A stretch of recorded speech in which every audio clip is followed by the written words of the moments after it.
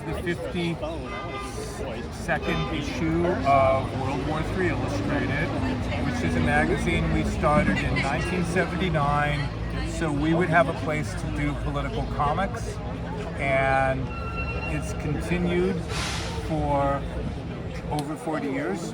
And our current issue is on the theme of repair, because with everything going on in the world, we feel a need for repair after a pandemic, and with a war going on in Ukraine, and with all of the violence committed by police and all the environmental damage. We felt that repair would be a good theme.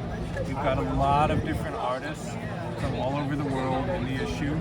Really amazing people, older people, younger people. I've got a bunch of my work in here, but I'm definitely not the only person. The cover is by Paul Hewitt. Really beautiful cover, and I'm really proud we got this issue out. Thanks.